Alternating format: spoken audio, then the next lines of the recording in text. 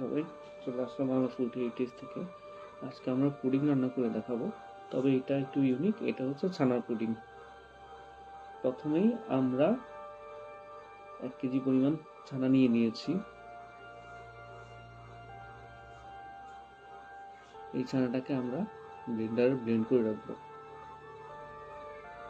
এই ছানার পুডিংটা খুবই মজা হয়। আমরা নর্মালি যে পুডিংটা বানাই তার চেয়ে ভালো লাগে খেতে। তো এটা অবশ্যই বানিয়ে দেখবেন বাসায়। আমাদের ছানা ব্লেন্ড করা শেষ। এখন আমরা 4টা ডিম ব্লেন্ড করে নিব।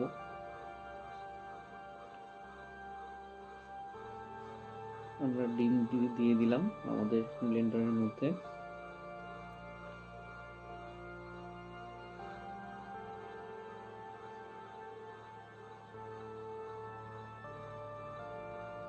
আমাদের ডিমটা ব্লেন্ড করা হয়ে গেছে। আমরা একটা পাত্রের মধ্যে কিছুটা দুধ চাল দিয়ে নিচ্ছি। এর মধ্যে আমরা দারুচিনি এবং এলাইচি দিয়েছি। আমাদের দুধটা দারুণ হতে হতে আমরা ক্যারামেল রেডি করে ফেলবো। আমরা একটা বাটিতে পানি এবং চিনি দিয়ে ক্যারামেলটা বানিয়ে ফেলেছি। আমাদের ক্যারামেলটা হয়ে গেছে। এখন আমরা একটা ছাঁকনি দিয়ে দুধ এবং ডিমটা ভালো মতো ছেঁকে নিব। এটা আমাদের সেই জাল দেওয়া দুধ।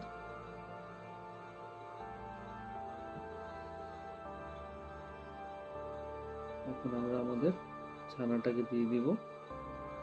যে ছানাটা আমরা ব্লেন্ড করে নিয়েছিলাম শুরুতেই।